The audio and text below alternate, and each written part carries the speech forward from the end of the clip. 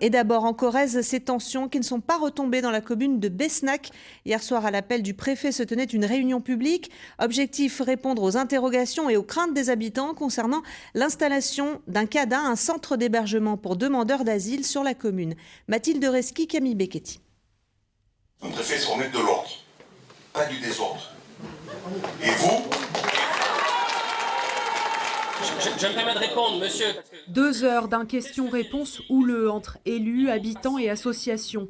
Beaucoup d'opposition, mais le représentant de l'État reste ferme. Le CADA ouvrira. Le sujet passionne, il y a de la peur, il y a de l'appréhension.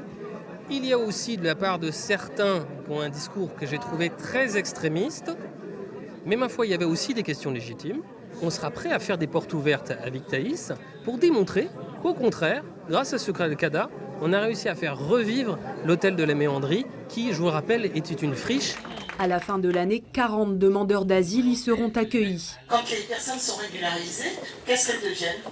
Un bouleversement pour la commune de 360 habitants. Vous êtes prêts aujourd'hui à diviser le village ? Le maire regrette un choix unilatéral.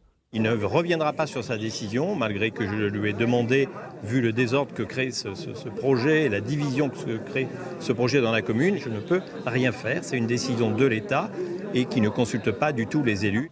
Beaucoup d'interrogations et de réactions sur le profil des nouveaux arrivants. Ah bon, les Ukrainiens, vous êtes d'accord, pas les autres, pas? Mais ça veut dire quoi, ça? Au sortir de la réunion, le débat n'est toujours pas terminé. Ça était à moi, mais moi je vendais au plus offrant.